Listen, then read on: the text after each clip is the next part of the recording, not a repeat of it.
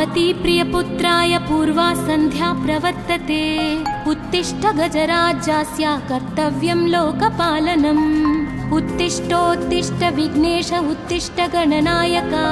उत्तिष्ठ गिरिजापुत्रा जगतां मङ्गलं कुरु। श्रीकाणिपाकवरसिद्धिविनायकत्वं प्रीत्याद्य जागृहि कुरु प्रियमङ्गलानि। त्रैलोक्यरक्षणकराणि महोज्ज्वलानि। श्रीमद्विनायक विभो तव सुप्रभातम्। श्रीमद्विहारपुरवास शिवात्मजात कूपोद्भवाद्भुतविलास स्वयंभूमूर्ते। श्रीदेव शङ्खलिखिताश्रितपादपद्म। श्रीमद्विनायक विभो तव सुप्रभातम्। श्रीनारिकेळवनशोभितपुष्टिगात्र क्षीराभिषिक्त शुभविग्रह तत्त्वमूर्ते। दिव्याङ्गमूषिकसुवाहनमोदरूप श्रीमद्विनायक विभो तव सुप्रभातम्। श्रीकाणिपाकवरभूतलवासतुष्ट हे आदिपूज्य अरुणारुणभानुतेज। प्राचीदिशाम्बरमिदं रविकान्तिनिष्ठं श्रीमद्विनायक विभो तव सुप्रभातम्। श्रीबाहुदा शुभतरङ्गसुबाहुदत्त सुस्निग्धशीतलकणानपि सङ्गृहीत्य प्रभातवायुरिहयास्यति सेवनाय श्रीमद्विनायक विभो तव सुप्रभातम्। गौरीकराम्बुजसुलालित दिव्यवक्त्र श्रीकण्ठमानसमुदाकरमोदरूप कैलासशैलशिखरस्थित बालभानो श्रीमद्गणेश्वर विभो तव सुप्रभातम्। दूर्वाङ्कुराणि जलजानि सुपुष्पकाणि बिल्वानि पूजनविधौ च सुसज्जितानि। नित्यार्चनोत्सुकमदोत्कटवारणास्य श्रीमद्गणेश्वर विभो तव सुप्रभातम्। हृत्कूपमध्य समुपस्थितचित्स्वरूप कूटस्थतत्त्वमिदमेव हि बोधनेन त्वामत्र भासि विदधासि समस्तशोभान् श्रीमद्गणेश्वर विभो तव सुप्रभातम्। श्रीमुद्गलाख्यमुनिसन्नुत सच्चरित्र वासिष्ठगृत्समदमुख्य ऋषीश्वरीत्या वेदोक्तदेवगणमन्त्रगणादिनाथ श्रीमद्गणेश्वर विभो तव सुप्रभातम्। ऋग्वेदकीर्तितगणाधिपज्येष्ठराज त्वं ब्रह्मणस्पतिरिति प्रकटीकृतोऽसि। आधर्वशीर्षमनुमन्त्रित दिव्यमूर्ते श्रीमद्गणेश्वर विभो तव सुप्रभातम्। ब्रह्मादिदेव परिकीर्तित वेदपाठाः त्वच्छूर्पकर्णकुहरौ प्रविशन्ति देवाः। श्रुत्याधुनैव परिपालय धर्मसङ्घान् श्रीवल्लभेश भगवन् तव सुप्रभातम्। हेरम्बलम्ब जठराद्भुत दिव्यगात्र प्रारम्भपूजनमिदं दयया गृहीत्वा सर्वाशुभानि परिनाशय सर्वपुत्र श्रीवल्लभेश भगवन् तव सुप्रभातम्। भानुदयेन न हि दृश्यति चन्द्रबिम्बं त्वत्फालदेश शशिरेव विभाति नित्यं। सत्यस्वरूप निगमागमसन्नुताङ्घ्रे श्रीवल्लभेश भगवन् तव सुप्रभातम्। कालाग्निरुद्रसुतकालनियामकत्वं कालानुकूलफलदोऽसि कलामयोऽसि। कल्याणकारक कलाधर शेखरोऽसि श्रीवल्लभेश भगवन् तव सुप्रभातम्। उग्रस्वरूप रिपुनाशक उग्रपुत्र सौम्योऽसि सोमविनुतोऽसि प्रशान्तरूप। सर्वेश सर्वफलकारक सर्वमूर्ते श्रीवल्लभेश भगवन् तव सुप्रभातम्। दारिद्र्य दुःख भयभञ्जन दक्ष स्वामिन् तारुण्यविग्रह धनादिफलप्रदायिन् लावण्यमञ्जुलकलान्वितरञ्जितास्य हे विघ्ननाथ भगवन् तव सुप्रभातम्। गम्भीजतुष्ट गणराज गकार पूज्य गान्धर्वगान परिवर्तित नादमूर्ते गाङ्गेय गण्य गणिताधिक कलास्वरूप श्रीमद्विनायक विभो तव सुप्रभातम्। मूलादिचक्र निलयोच्युत योगमूर्ते त्वामादिदेवमनुचिन्त्य तरन्ति भक्ताः रागादिदोषपरिहारक वेदवेद्या हे विघ्ननाथ भगवन् तव सुप्रभातम्। लक्ष्म्यादिशक्तियुतशक्ति गणेश्वरोऽसि दिव्याक्षरोऽसि शुभमन्त्रविराजितोऽसि तन्त्रादिभिर्नुतनतेष्टतवल्लभेश हे विघ्ननाथ भगवन् तव सुप्रभातम्। नागोपवीतधरनाथ विनोदचित्त नागास्य नाशित महाघनतानुरक्त आनन्दतुन्दिलतनो बहिरान्तरस्थ हे विघ्ननाथ भगवन् तव सुप्रभातम्। भद्रे भवक्त्र नवभद्रद भद्रतेज रुद्रप्रियात्मज मदद्रव शक्तियुक्त आद्रीशजा मधुरवत्सलता निधान हे विघ्ननाथ भगवन् तव सुप्रभातम्। सर्वार्थसिद्धिफलदायक बुद्धिदायिन् विघ्नाद्रिवज्रपरिपूज्य चतुर्थी काले भद्रं पदं दिशसि भक्तगणार्थितोऽसि हे विघ्ननाथ भगवन् तव सुप्रभातम्। बालादिभव्य बहुरूपधरोऽसि देव चिन्तामणिस्त्वमसि सर्वफलप्रदोऽसि त्वन्नाम दिव्यमणिरस्ति जगद्धिताय हे विघ्ननाथ भगवन् तव सुप्रभातम्।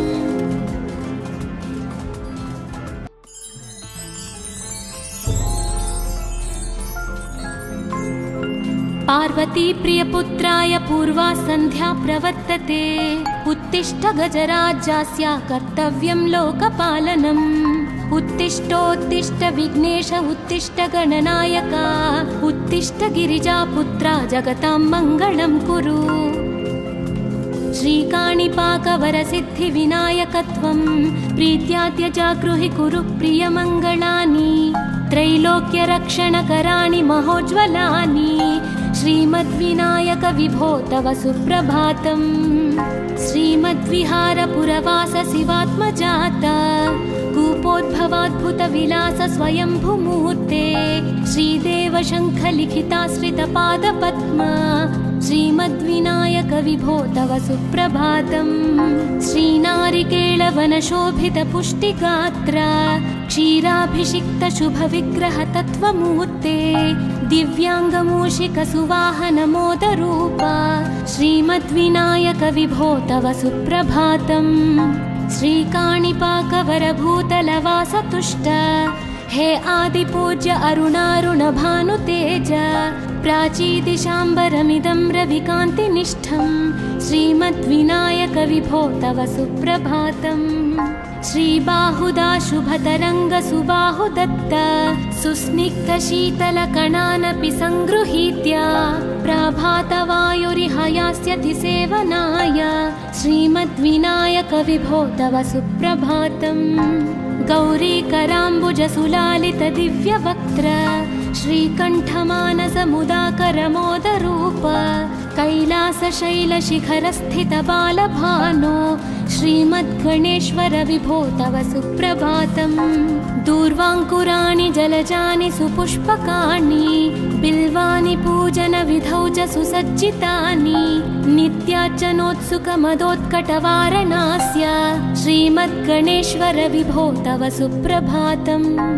हृत्कूपमध्यसमुपस्थितचित्स्वरूप कूटस्थतत्त्वमिदमेव हि बोधनेन त्वामत्र भासि विदधासि समस्तशोभान् श्रीमद्गणेश्वर विभो तव सुप्रभातम्।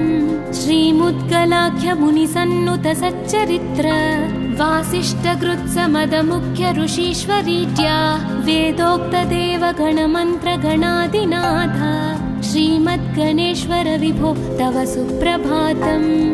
ऋग्वेदकीर्तितगणाधिपज्येष्ठराज त्वं ब्रह्मणस्पतिरिति प्रकटीकृतोऽसि आधर्वशीर्षमनुमन्त्रितदिव्यमूर्ते श्रीमद्गणेश्वर विभो तव सुप्रभातम्। ब्रह्मादिदेव परिकीर्तितवेदपाठाः त्वच्छूर्पकर्णकुहरौ प्रविशन्ति देवाः श्रुत्याधुनैव परिपालय धर्मसङ्घान् श्रीवल्लभेश भगवन् तव सुप्रभातम्।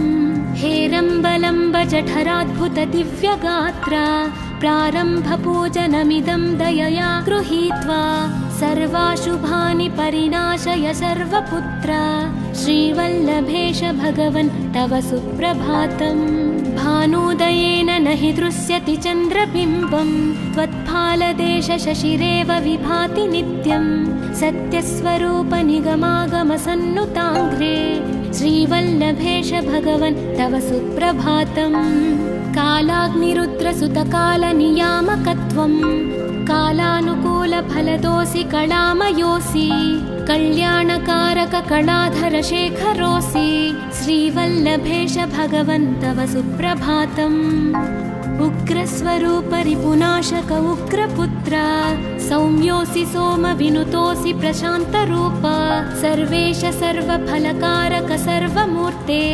श्रीवल्लभेश भगवन् तव सुप्रभातम् दारिद्र्यदुःखभयभञ्जन दक्ष स्वामिन् तारुण्यविग्रहधनादिफलप्रदायिन् लावण्यमञ्जुलकलान्वितरञ्जितास्य हे विघ्ननाथ भगवन् तव सुप्रभातम् गम्भीजतुष्टगणराजगकार पूज्य गान्धर्वगानपरिवर्तितनादमूर्ते गाङ्गेयगण्यगणिताधिककलास्वरूप श्रीमद्विनायक विभो तव सुप्रभातम् मूलादिचक्रनिलयोच्युतयोगमूर्ते त्वामादिदेवमनुचिन्त्य तरन्ति भक्ताः रागादिदोषपरिहारक वेदवेद्या हे विघ्ननाथ भगवन् तव सुप्रभातम् लक्ष्म्यादिशक्तियुतशक्ति गणेश्वरोऽसि दिव्याक्षरोऽसि शुभमन्त्रविराजितोऽसि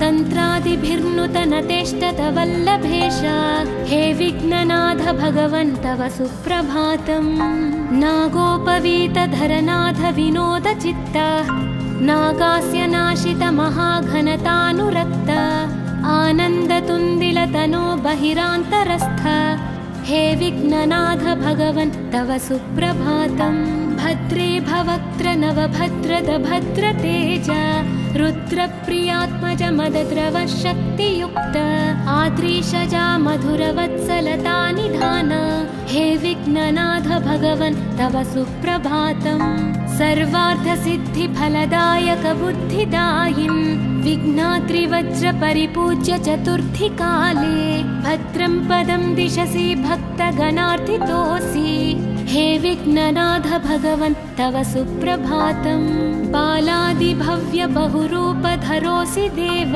चिन्तामणिस्त्वमसि सर्वफलप्रदोऽसि त्वन्नाम दिव्यमणिरस्ति जगद्धिताय हे विघ्ननाथ भगवन् तव सुप्रभातम्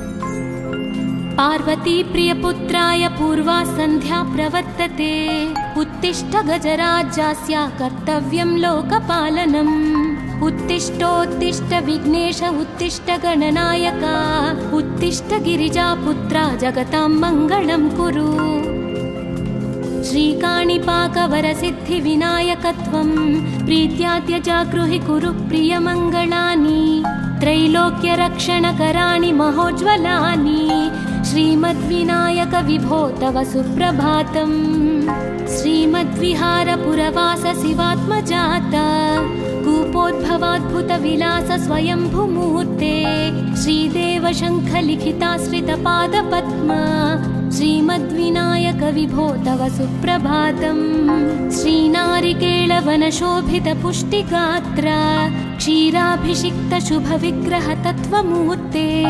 दिव्याङ्गमूषिकसुवाहनमोदरूप श्रीमद्विनायक विभो तव सुप्रभातम् श्रीकाणिपाकवरभूतलवासतुष्ट हे आदिपूज्य अरुणारुणभानुतेज प्राचीदिशाम्बरमिदं रविकान्तिनिष्ठं श्रीमद्विनायक विभो तव सुप्रभातम् श्रीबाहुदा शुभतरङ्ग सुबाहुदत्त सुस्निग्धशीतलकणानपि सङ्गृहीत्य प्रभातवायुरिहयास्यति सेवनाय श्रीमद्विनायक विभो तव सुप्रभातम् गौरीकराम्बुजसुलालितदिव्यवक्त्र श्रीकण्ठमानसमुदाकरमोदरूप कैलासशैलशिखरस्थितबालभानो श्रीमद्गणेश्वर विभो तव सुप्रभातम्। दूर्वाङ्कुराणि जलजानि सुपुष्पकाणि बिल्वानि पूजनविधौ च सुसज्जितानि नित्यार्चनोत्सुकमदोत्कटवारणास्य श्रीमद्गणेश्वर विभो तव सुप्रभातम्। हृत्कूपमध्य समुपस्थितचित्स्वरूप कूटस्थतत्त्वमिदमेव हि बोधनेन त्वामत्र भासि विदधासि समस्तशोभान् श्रीमद्गणेश्वर विभो तव सुप्रभातम्। श्रीमुद्गलाख्यमुनिसन्नुत सच्चरित्र वासिष्ठकृत्समदमुख्य ऋषीश्वरीत्या वेदोक्तदेवगणमन्त्रगणादिनाथ श्रीमद्गणेश्वर विभो तव सुप्रभातम्। ऋग्वेदकीर्तितगणाधिपज्येष्ठराज त्वं ब्रह्मणस्पतिरिति प्रकटीकृतोऽसि आधर्वशीर्षमनुमन्त्रितदिव्यमूर्ते श्रीमद्गणेश्वर विभो तव सुप्रभातम्। ब्रह्मादिदेव परिकीर्तितवेदपाठाः त्वच्छूर्पकर्णकुहरौ प्रविशन्ति देवाः श्रुत्याधुनैव परिपालय धर्मसङ्घान् श्रीवल्लभेश भगवन् तव सुप्रभातम्। हेरम्बलम्ब जठराद्भुत दिव्यगात्र प्रारम्भपूजनमिदं दयया गृहीत्वा सर्वाशुभानि परिनाशय सर्वपुत्र श्रीवल्लभेश भगवन् तव सुप्रभातम्। भानुदयेन न हि दृश्यति चन्द्रबिम्बं त्वत्फालदेश शशिरेव विभाति नित्यं सत्यस्वरूप निगमागमसन्नुताङ्घ्रे श्रीवल्लभेश भगवन् तव सुप्रभातम्। कालाग्निरुद्रसुतकालनियामकत्वं कालानुकूलफलदोऽसि कलामयोऽसि कल्याणकारक कलाधर शेखरोऽसि श्रीवल्लभेश भगवन् तव सुप्रभातम्। उग्रस्वरूप रिपुनाशक उग्रपुत्र सौम्योऽसि सोमविनुतोऽसि प्रशान्तरूप सर्वेश सर्वफलकारक सर्वमूर्ते श्रीवल्लभेश भगवन् तव सुप्रभातम्। दारिद्र्यदुःखभयभञ्जन दक्ष स्वामिन् तारुण्यविग्रह धनादिफलप्रदायिन् लावण्यमञ्जुलकलान्वितरञ्जितास्य हे विघ्ननाथ भगवन् तव सुप्रभातम्। गम्भीजतुष्टगणराज गकार पूज्य गान्धर्वगान परिवर्तितनादमूर्ते गाङ्गेय गण्य गणिताधिक कलास्वरूप श्रीमद्विनायक विभो तव सुप्रभातम्। मूलादिचक्र निलयोच्युत योगमूर्ते त्वामादिदेवमनुचिन्त्य तरन्ति भक्ताः रागादिदोष परिहारक वेदवेद्या हे विघ्ननाथ भगवन् तव सुप्रभातम्। लक्ष्म्यादिशक्तियुत शक्ति गणेश्वरोऽसि दिव्याक्षरोऽसि शुभमन्त्र विराजितोऽसि तन्त्रादिभिर्नुत नतेष्टत वल्लभेश हे विघ्ननाथ भगवन् तव सुप्रभातम्। नागोपवीतधरनाथ विनोद चित्त नागास्य नाशित महाघनतानुरक्त आनन्दतुन्दिलतनो बहिरान्तरस्थ हे विघ्ननाथ भगवन् तव सुप्रभातम्। भद्रे भवक्त्र नवभद्रद भद्रतेज रुद्रप्रियात्मज मदद्रव शक्तियुक्त आद्रीशजा मधुरवत्सलता निधान हे विघ्ननाथ भगवन् तव सुप्रभातम्। सर्वार्थसिद्धिफलदायक बुद्धिदायिन् विघ्नाद्रिवज्र परिपूज्य चतुर्थी काले भद्रं पदं दिशसि भक्तगणार्थितोऽसि हे विघ्ननाथ भगवन् तव सुप्रभातम्। बालादिभव्य बहुरूपधरोऽसि देव चिन्तामणिस्त्वमसि सर्वफलप्रदोऽसि त्वन्नाम दिव्यमणिरस्ति जगद्धिताय हे विघ्ननाथ भगवन् तव सुप्रभातम्।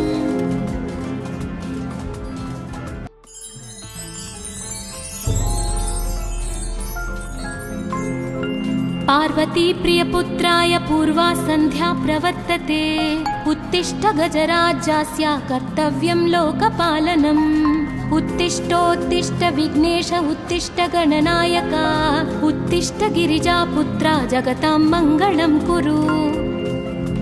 श्रीकाणिपाकवरसिद्धिविनायकत्वं प्रीत्याद्य जागृहि कुरु प्रियमङ्गलानि त्रैलोक्यरक्षणकराणि महोज्ज्वलानि श्रीमद्विनायक विभो तव सुप्रभातम्। श्रीमद्विहारपुरवास शिवात्मजाता कूपोद्भवाद्भुतविलास स्वयंभूमूर्ते श्रीदेव शङ्खलिखिताश्रितपादपद्मा श्रीमद्विनायक विभो तव सुप्रभातम्। श्रीनारिकेळवनशोभितपुष्टिगात्रा क्षीराभिषिक्तशुभविग्रह तत्त्वमूर्ते दिव्याङ्गमूषिकसुवाहनमोदरूपा श्रीमद्विनायक विभो तव सुप्रभातम्। श्रीकाणिपाकवरभूतलवासतुष्ट हे आदिपूज्य अरुणारुणभानुतेज प्राचीदिशाम्बरमिदं रविकान्तिनिष्ठं श्रीमद्विनायक विभो तव सुप्रभातम्। श्रीबाहुदा शुभतरङ्गसुबाहुदत्त सुस्निग्धशीतलकणानपि सङ्गृहीत्य प्रभातवायुरिहयास्यति सेवनाय श्रीमद्विनायक विभो तव सुप्रभातम्। गौरीकराम्बुजसुलालितदिव्यवक्त्र श्रीकण्ठमानसमुदाकरमोदरूप कैलासशैलशिखरस्थितबालभानो श्रीमद्गणेश्वर विभो तव सुप्रभातम्। दूर्वाङ्कुराणि जलजानि सुपुष्पकाणि बिल्वानि पूजनविधौ च सुसज्जितानि नित्यार्चनोत्सुकमदोत्कटवारणास्य श्रीमद्गणेश्वर विभो तव सुप्रभातम्। हृत्कूपमध्यसमुपस्थितचित्स्वरूप कूटस्थतत्त्वमिदमेव हि बोधनेन त्वामत्र भासि विदधासि समस्तशोभान् श्रीमद्गणेश्वर विभो तव सुप्रभातम्। श्रीमुद्गलाख्यमुनिसन्नुत सच्चरित्र वासिष्ठकृत्समदमुख्य ऋषीश्वरीत्या वेदोक्तदेवगणमन्त्रगणादिनाथ श्रीमद्गणेश्वर विभो तव सुप्रभातम्। ऋग्वेदकीर्तितगणाधिपज्येष्ठराज त्वं ब्रह्मणस्पतिरिति प्रकटीकृतोऽसि आधर्वशीर्षमनुमन्त्रितदिव्यमूर्ते श्रीमद्गणेश्वर विभो तव सुप्रभातम्। ब्रह्मादिदेव परिकीर्तितवेदपाठाः त्वच्छूर्पकर्णकुहरौ प्रविशन्ति देवाः श्रुत्याधुनैव परिपालय धर्मसङ्घान् श्रीवल्लभेश भगवन् तव सुप्रभातम्। हेरम्बलम्ब जठराद्भुत दिव्यगात्रा प्रारम्भपूजनमिदं दयया गृहीत्वा सर्वाशुभानि परिनाशय सर्वपुत्रा श्रीवल्लभेश भगवन् तव सुप्रभातम्। भानुदयेन न हि दृश्यति चन्द्रबिम्बं त्वत्फालदेश शशिरेव विभाति नित्यं सत्यस्वरूप निगमागमसन्नुताङ्घ्रे श्रीवल्लभेश भगवन् तव सुप्रभातम्। कालाग्निरुद्रसुतकालनियामकत्वं कालानुकूलफलदोऽसि कलामयोऽसि कल्याणकारक कलाधर शेखरोऽसि श्रीवल्लभेश भगवन् तव सुप्रभातम्। उग्रस्वरूप रिपुनाशक उग्रपुत्र सौम्योऽसि सोमविनुतोऽसि प्रशान्तरूप सर्वेश सर्वफलकारक सर्वमूर्ते श्रीवल्लभेश भगवन् तव सुप्रभातम्।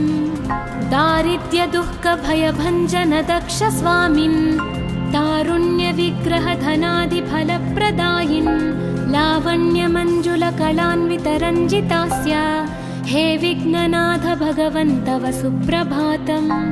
गम्भीजतुष्टगणराजगकार पूज्य गान्धर्वगानपरिवर्तितनादमूर्ते गाङ्गेयगण्यगणिताधिककलास्वरूप श्रीमद्विनायक विभो तव सुप्रभातम्। मूलादिचक्रनिलयोच्युतयोगमूर्ते त्वामादिदेवमनुचिन्त्य तरन्ति भक्ताः रागादिदोषपरिहारकवेदवेद्या हे विघ्ननाथ भगवन् तव सुप्रभातम्। लक्ष्म्यादिशक्तियुतशक्ति गणेश्वरोऽसि दिव्याक्षरोऽसि शुभमन्त्रविराजितोऽसि तन्त्रादिभिर्नुतनतेष्टतवल्लभेश हे विघ्ननाथ भगवन् तव सुप्रभातम् नागोपवीतधरनाथ विनोदचित्त नागास्य नाशित महाघनतानुरक्त आनन्दतुन्दिलतनो बहिरान्तरस्थ हे विघ्ननाथ भगवन् तव सुप्रभातम् भद्रे भवक्त्र नवभद्रद भद्रतेज रुद्रप्रियात्मज मदद्रव शक्तियुक्त आद्रीशजा मधुरवत्सलता निधान हे विघ्ननाथ भगवन् तव सुप्रभातम् सर्वार्थसिद्धिफलदायक बुद्धिदायिन् विघ्नाद्रिवज्रपरिपूज्य चतुर्थी काले भद्रं पदं दिशसि भक्तगणार्थितोऽसि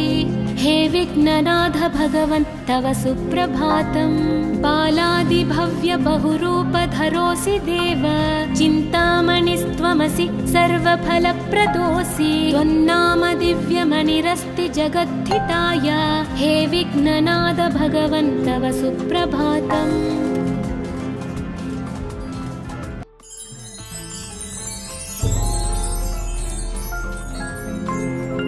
पार्वती प्रियपुत्राय पूर्वा सन्ध्या प्रवर्तते उत्तिष्ठ गजराज्यास्य कर्तव्यं लोकपालनम् उत्तिष्ठोत्तिष्ठ विघ्नेश उत्तिष्ठ गणनायका उत्तिष्ठ गिरिजापुत्रा जगतां मङ्गलं कुरु श्रीकाणिपाकवरसिद्धिविनायकत्वं प्रीत्याद्यजागृहि कुरु प्रियमङ्गलानि त्रैलोक्यरक्षणकराणि महोज्ज्वलानि श्रीमद्विनायक विभो तव सुप्रभातम् श्रीमद्विहारपुरवास शिवात्मजाता कूपोद्भवाद्भुतविलास स्वयंभुमूर्ते श्रीदेव शङ्खलिखिताश्रितपादपद्मा श्रीमद्विनायक विभो तव सुप्रभातम् श्रीनारिकेळवनशोभितपुष्टिगात्र क्षीराभिषिक्तशुभविग्रहतत्त्वमूर्ते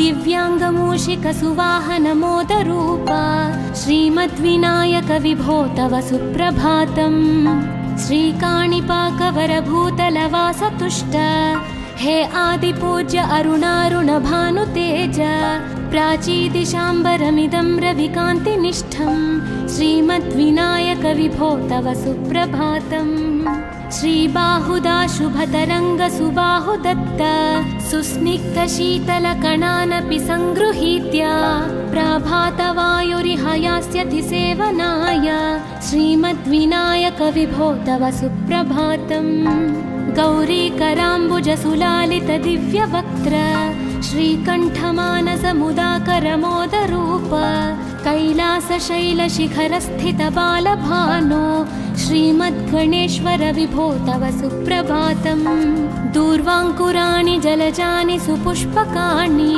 बिल्वानि पूजनविधौ च सुसज्जितानि नित्यार्चनोत्सुकमदोत्कटवारणास्य श्रीमद्गणेश्वर विभो तव सुप्रभातम् हृत्कूपमध्य समुपस्थितचित्स्वरूप कूटस्थतत्त्वमिदमेव हि बोधनेन त्वामत्र भासि विदधासि समस्तशोभान् श्रीमद्गणेश्वर विभो तव सुप्रभातम् श्रीमुद्गलाख्यमुनिसन्नुतसच्चरित्र वासिष्ठकृत्समदमुख्य ऋषीश्वरीत्या वेदोक्तदेवगणमन्त्रगणादिनाथ श्रीमद्गणेश्वर विभो तव सुप्रभातम् ऋग्वेदकीर्तितगणाधिपज्येष्ठराज त्वं ब्रह्मणस्पतिरिति प्रकटीकृतोऽसि आधर्वशीर्षमनुमन्त्रितदिव्यमूर्ते श्रीमद्गणेश्वर विभो तव सुप्रभातम्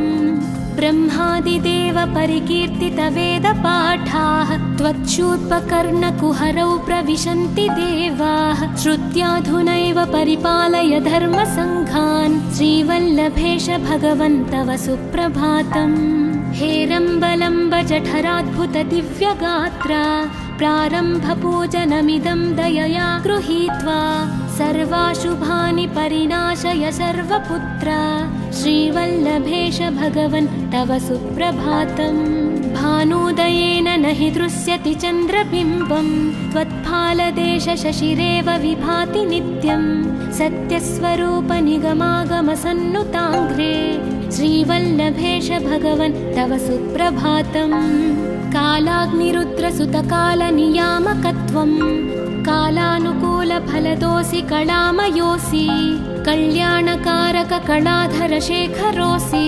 श्रीवल्लभेश भगवन् तव सुप्रभातम् उग्रस्वरूप रिपुनाशक उग्रपुत्र सौम्योऽसि सोमविनुतोऽसि प्रशान्तरूप सर्वेश सर्वफलकारक सर्वमूर्ते श्रीवल्लभेश भगवन् तव सुप्रभातम् दारिद्र्य दुःख भयभञ्जन दक्ष स्वामिन् तारुण्य विग्रह धनादि फलप्रदायिन् लावण्य मंजुल कलान्वित रञ्जितास्य हे विघ्ननाथ भगवन् तव सुप्रभातम् गम्भीर तुष्ट गणराज गकार पूज्य गान्धर्वगान परिवर्तित नादमूर्ते गाङ्गेय गण्य गणिताधिक कलास्वरूप श्रीमद्विनायक विभो तव सुप्रभातम् मूलादिचक्र निलयोच्युत योगमूर्ते त्वामादिदेवमनुचिन्त्य तरन्ति भक्ताः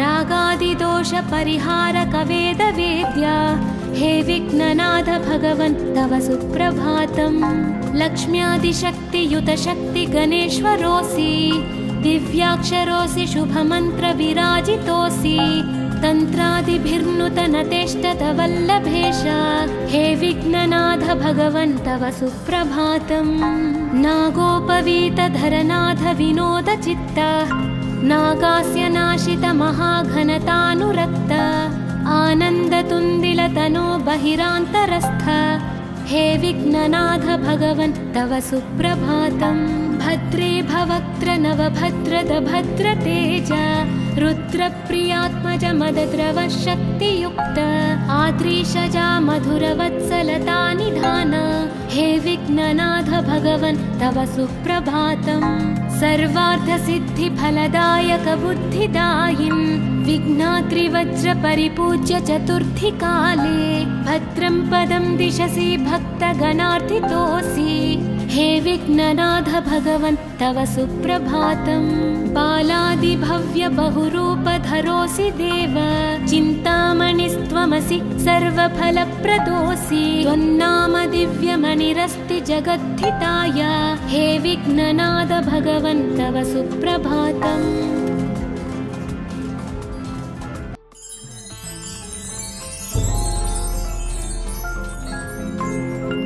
पार्वती प्रियपुत्राय पूर्वा सन्ध्या प्रवर्तते उत्तिष्ठ गजराज्यस्य कर्तव्यं लोकपालनम् उत्तिष्ठोत्तिष्ठ विघ्नेश उत्तिष्ठ गणनायक उत्तिष्ठ गिरिजापुत्रा जगतां मङ्गलं कुरु श्रीकाणिपाकवरसिद्धिविनायकत्वं प्रीत्याद्य जागृहि कुरु प्रियमङ्गलानि त्रैलोक्यरक्षणकराणि महोज्ज्वलानि श्रीमद्विनायक विभो तव सुप्रभातम् श्रीमद्विहारपुरवास शिवात्मजात कूपोद्भवाद्भुतविलास स्वयंभूमूर्ते श्रीदेव शङ्खलिखिताश्रितपादपद्म श्रीमद्विनायक विभो तव सुप्रभातम् श्रीनारिकेळवनशोभित पुष्टिगात्र क्षीराभिषिक्त शुभविग्रह तत्त्वमूर्ते दिव्याङ्गमूषिक सुवाहन मोदरूप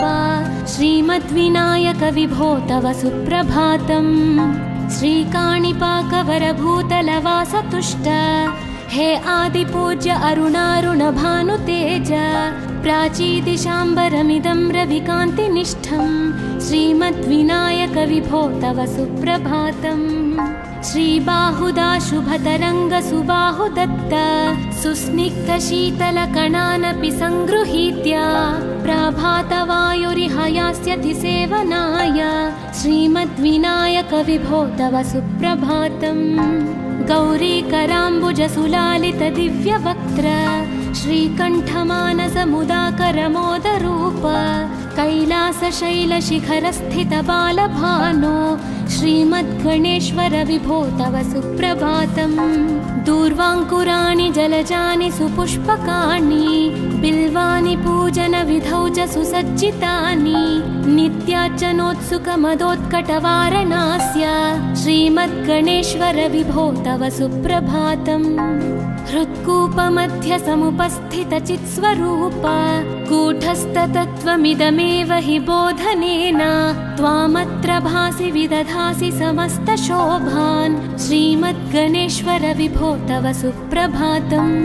श्रीमुद्गलाख्यमुनिसन्नुत सच्चरित्र वासिष्ठकृत्समदमुख्य ऋषीश्वरीत्या वेदोक्तदेवगणमन्त्रगणादिनाथ श्रीमद्गणेश्वर विभो तव सुप्रभातम्। ऋग्वेदकीर्तितगणाधिपज्येष्ठराज त्वं ब्रह्मणस्पतिरिति प्रकटीकृतोऽसि आधर्वशीर्षमनुमन्त्रितदिव्यमूर्ते श्रीमद्गणेश्वर विभो तव सुप्रभातम्। ब्रह्मादिदेव परिकीर्तितवेदपाठाः त्वच्छूर्पकर्णकुहरौ प्रविशन्ति देवाः श्रुत्याधुनैव परिपालय धर्मसङ्घान् श्रीवल्लभेश भगवन् तव सुप्रभातम्। हेरम्बलम्ब जठराद्भुत दिव्यगात्रा प्रारम्भपूजनमिदं दयया गृहीत्वा सर्वाशुभानि परिनाशय सर्वपुत्र श्रीवल्लभेश भगवन् तव सुप्रभातम्। भानुदयेन न हि दृश्यति चन्द्रबिम्बं त्वत्फालदेश शशिरेव विभाति नित्यं सत्यस्वरूप निगमागमसन्नुताङ्घ्रे श्रीवल्लभेश भगवन् तव सुप्रभातम्।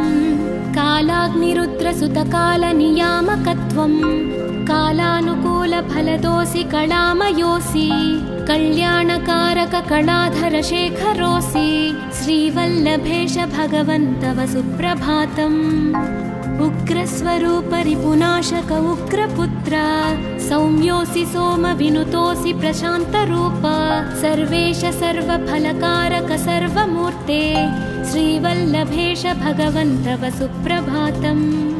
दारिद्र्यदुःखभयभञ्जन दक्ष स्वामिन् तारुण्यविग्रहधनादिफलप्रदायिन् लावण्यमञ्जुलकलान्वितरञ्जितास्य हे विघ्ननाथ भगवन् तव सुप्रभातम्। गम्भीजतुष्टगणराजगकार पूज्य गान्धर्वगानपरिवर्तितनादमूर्ते गाङ्गेयगण्यगणिताधिककलास्वरूप श्रीमद्विनायक विभो तव सुप्रभातम्। मूलादिचक्रनिलयोच्युतयोगमूर्ते त्वामादिदेवमनुचिन्त्य तरन्ति भक्ताः रागादिदोषपरिहारकवेदवेद्या हे विघ्ननाथ भगवन् तव सुप्रभातम्। लक्ष्म्यादिशक्तियुतशक्तिगणेश्वरोऽसि दिव्याक्षरोऽसि शुभमन्त्रविराजितोऽसि तन्त्रादिभिर्नुतनतेष्टतवल्लभेश हे विघ्ननाथ भगवन् तव सुप्रभातम्। नागोपवीतधरनाथ विनोदचित्त नागास्य नाशित महाघनतानुरक्त आनन्दतुन्दिलतनो बहिरान्तरस्थ हे विघ्ननाथ भगवन् तव सुप्रभातम्। भद्रे भवक्त्र नवभद्रद भद्रतेज रुद्रप्रियात्मज मदद्रव शक्तियुक्त आद्रीशजा मधुरवत्सलता निधान हे विघ्ननाथ भगवन् तव सुप्रभातम्। सर्वार्थसिद्धिफलदायक बुद्धिदायिन् विघ्नाद्रिवज्रपरिपूज्य चतुर्थीकाले भद्रं पदं दिशसि भक्तगणार्थितोऽसि हे विघ्ननाथ भगवन् तव सुप्रभातम्। बालादिभव्य बहुरूपधरोऽसि देव चिन्तामणिस्त्वमसि सर्वफलप्रदोऽसि त्वन्नाम दिव्यमणिरस्ति जगद्धिताय हे विघ्ननाथ भगवन् तव सुप्रभातम्।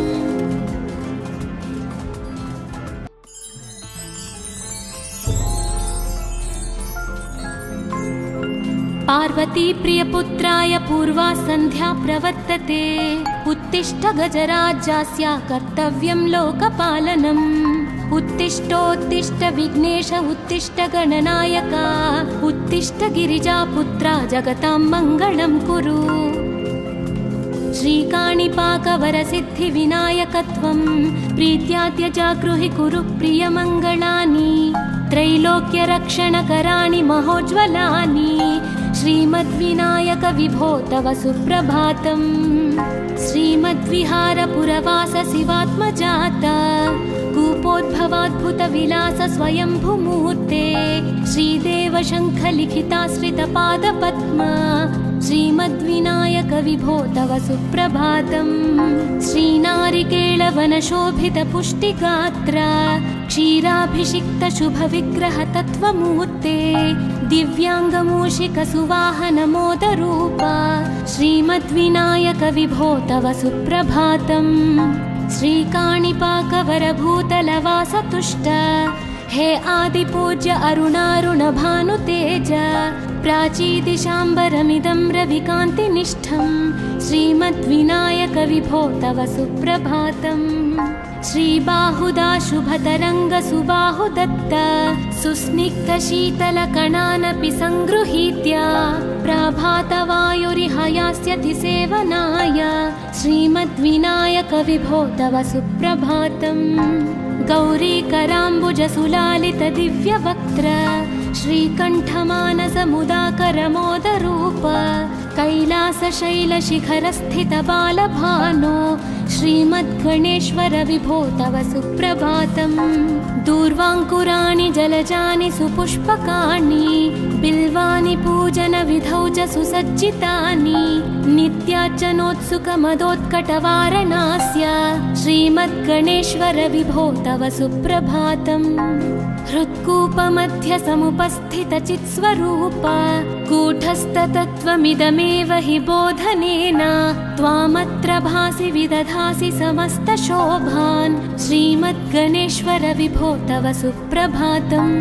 श्रीमुद्गलाख्यमुनिसन्नुतसच्चरित्र वासिष्ठकृत्समदमुख्य ऋषीश्वरीत्या वेदोक्तदेवगणमन्त्रगणादिनाथ श्रीमद्गणेश्वर विभो तव सुप्रभातम्। ऋग्वेदकीर्तितगणाधिपज्येष्ठराज त्वं ब्रह्मणस्पतिरिति प्रकटीकृतोऽसि आधर्वशीर्षमनुमन्त्रितदिव्यमूर्ते श्रीमद्गणेश्वर विभो तव सुप्रभातम्।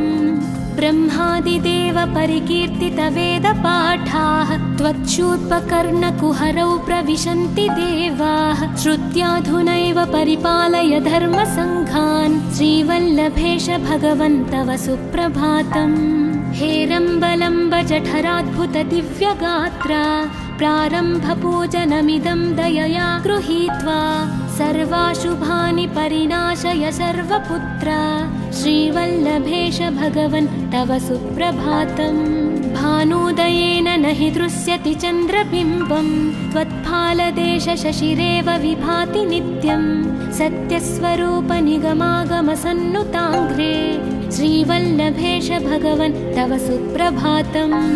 कालाग्निरुद्रसुतकालनियामकत्वं कालानुकूलफलदोऽसि कलामयोऽसि कल्याणकारक कलाधरशेखरोऽसि श्रीवल्लभेश भगवन् तव सुप्रभातम्।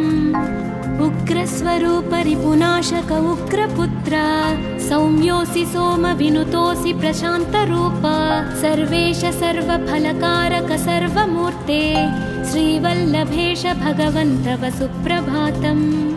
दारिद्र्यदुःखभयभञ्जन दक्ष स्वामिन् तारुण्यविग्रहधनादिफलप्रदायिन् लावण्यमञ्जुलकलान्वितरञ्जितास्य हे विघ्ननाथ भगवन् तव सुप्रभातम्। गम्भीजतुष्टगणराजगकार पूज्य गान्धर्वगानपरिवर्तितनादमूर्ते गाङ्गेयगण्यगणिताधिककलास्वरूप श्रीमद्विनायक विभो तव सुप्रभातम्।